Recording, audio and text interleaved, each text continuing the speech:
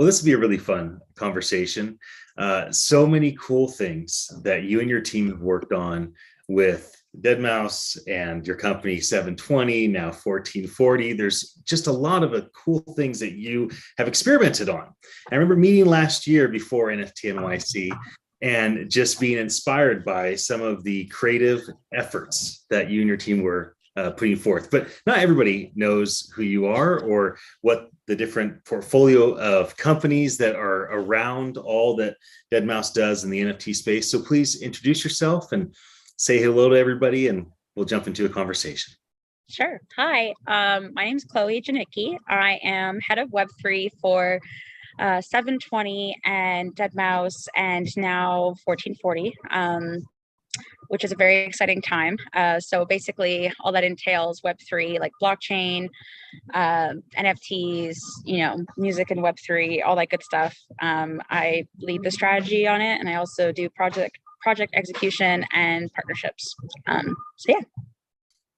So what was NFT.NYC like for everybody on your team last year? Because I feel like that was a big event, a lot of people. It's specific to NFTs.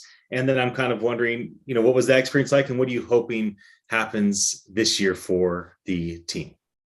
Yeah, I think last year was really interesting because it was like, we know that NFT.NYC had happened in the past, obviously not on quite that scale.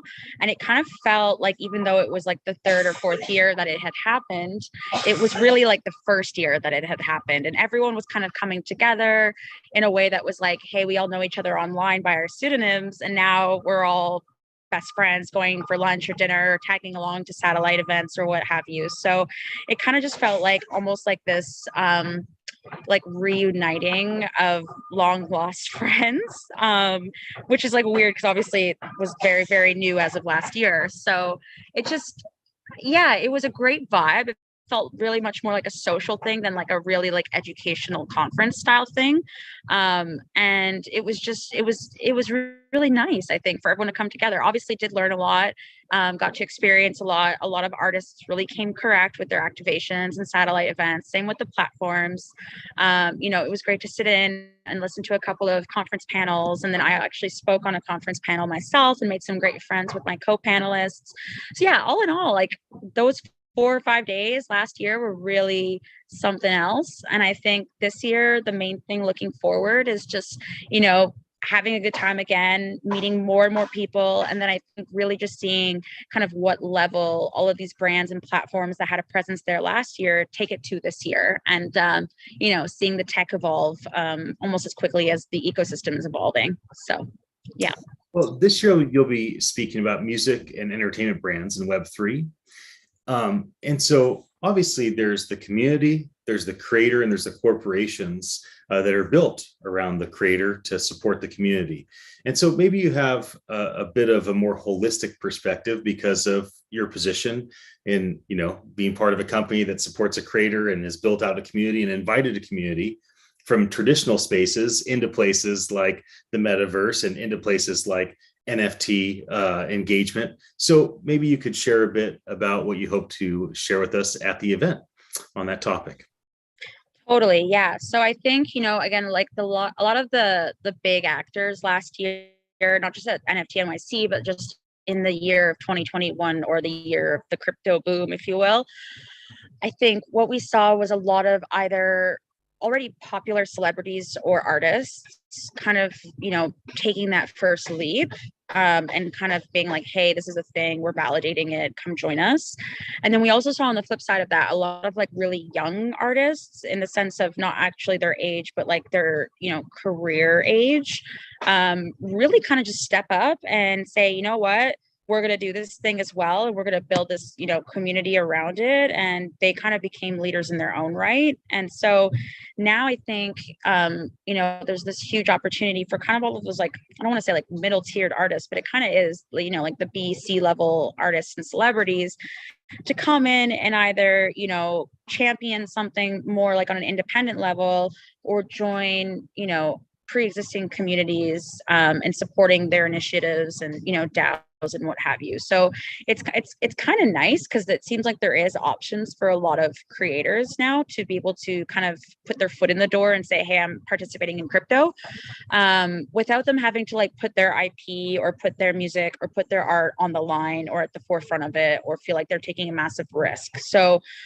something that we're really kind of gung-ho on is, educating people. And even I think this was a topic of discussion the last time we spoke, or even during one of my panels, was like, it's so important to like educate people in the sense of like not just what your narrative is, but like the fact that they need to do their own research, and just providing them the tools in like a super objective way so that they can come to their own decisions, and it doesn't feel like you're like shilling to these people. And like if your fans truly care about you and care about your brand, the fact that you'd be educating them in a more general capacity, if anything, is going to show more loyalty to the fans, because it's not like you're just doing it for yourself, you're doing it for them too, right? So it's a really inclusive process, and some people are getting it really right, and some people kind of a little bit fluffier. I'm not going to say who or what projects are doing more of that, but I think any sort of support for newbies entering the space is really the focal point for 2022 going into 2023, because there is still a lot of uncertainty, and especially with how the last few weeks have gone, with all the volatility from the Bored Ape other side deedment, along with like what happened with Luna and like it's just people are seeing these headlines and they're going, this is why we're not a part of crypto. And it's like, okay, but do you actually understand what happened? Do you understand how like economy of scale works? Do you understand, what I mean? Like it feels like people are following headlines instead of actually, again, learning and doing the research themselves. And, a lot of those situations that obviously resulted in negativity in the market are actually going to be the things that help grow it long term, because without the decline, there wouldn't be any sort of ascent. So yeah, I think education is a huge one, making sure people understand the terminology, security, making sure people understand what it means to be self-sovereign, because again, a lot of people are like, why can't I reach a MetaMask person? That's not how it works, so it's really about the educational portion of it. And in terms of the creator communities that we're fostering, it's really coming down to not like, okay, let's put out this project and make some money. It's really about like, okay, what is your brand story? What is it that you're trying to do in your artistic career, whether it's in music or in fashion or TV, whatever it might be? What is it that you're trying to do, and how can we weave in these sort of blockchain and NFT concepts, and how can we help extend sort of your creative ability in a virtual way? So yeah. So when you think about the music and entertainment brand, there's a few things that I would be interested in hearing from you about. I think one is, what are the type of NFTs they should consider? Because I know that there's a draw to the one of ones that maybe have more value, maybe can generate more revenue, but then are more limited, and not all the fans even have the ability to buy them if they have the money. What kind of barriers to entry are there for music and entertainment brands? I think those are a couple of things that really come to mind for people in the position to make a decision to say, okay, we're going to go for this. Like, let's do something Web3. Let's move forward on this NFT project. But what barriers to entry should they be mindful of? And what type of NFT should they be considering, and why?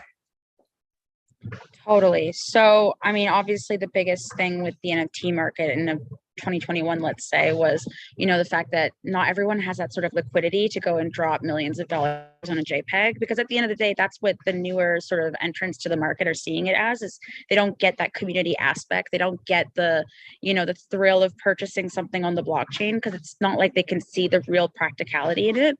And then with music NFTs, I feel like there are some great projects that are releasing like one of ones, or like limited edition of 5 or 10 sort of utility driven NFTs that have music attached to it or have some sort of story attached to it.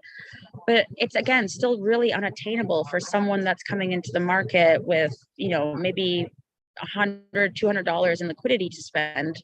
So I think the thing to really look out for, and the things that like excite me at least, are the projects that are like, you can get maybe an NFT or a music NFT for like $5 or like $2 or whatever the cost is for like an iTunes download, right? And it becomes much more comparable to like the old world or web 2, if you will. But still by like it still provides value because you're still getting that music. You're still part of like a community of fans. And it's again, it's a really easy access way to get into blockchain. And I think once you open that door for your fan base that are maybe a little bit more hesitant about NFTs, the floodgates are then open and they want to learn more and they start to understand that there's value, and they join a Discord server, or they join a communications platform where they can share their NFTs and their music, and it becomes much more of like a stepping stone into like the next sort of phase of what their NFT collection or NFT sort of career will look like as a collector. And then from like a creator standpoint, putting out music like that kind of just shows like I wouldn't say like, I don't know if it's like humility or like, I don't know if that's the right word, but like, it's like basically saying, or like hubris, maybe. I feel like I'm blanking on what the word is, but like, hey, I know that music NFTs don't have to be millions of dollars for my fans to enjoy. And it's like basically saying like, this is for you guys. So it's kind of like, it's more of like a, I guess, I'm trying to think of the word here. Help me out, Ian. I'm struggling. I don't want to say charity because it's not like a pity party for that sort of concept. It makes it certainly approachable, right? So maybe the right word is empathetic, right? Just a creator being thoughtful about thoughtful is definitely the word. What does it take for this to be approachable for our community?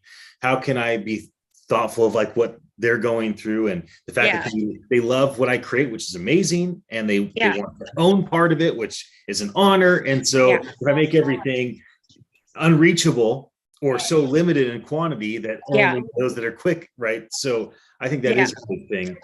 When it comes to these decisions of navigating some of the hurdles around music and entertainment brands, of navigating the decisions, because once the decision's made, it's kind of made for that project. Who do you think should be the driver of the decision? The creator, the community kind of saying what they want, or the company that's kind of supporting this whole ecosystem? And why should this group or individual have the strongest voice? That's an excellent question. And I think the answer to it is going to be that it's always going to change depending on what the project is. I think for music, NFT specifically around, a platform. So let's say, I'm not going to name any platforms, but let's say you're using a platform as a tool to release your music, and that platform, curates music across other artists and genres. I think that's a three-way tie for your community, for the platform, and for the creator. Everyone has to be comfortable and willing to participate in some capacity because everyone there is a stakeholder. I think if it's just a matter of you're releasing something for your community and there's no middleman, there's no platform, it really comes down to the community at that point. Like, what is it going to take for them to be really happy with what you're releasing? Because at the end of the day, if you're putting a price tag on something, you got to think about who's actually going to be the one that buys it. But the other flip side of that is obviously like a creator doesn't create for other people, they create for themselves, right? So it's a tricky one. I would say it's always going to be a unique situation, no matter what the music is, no matter who the artist is.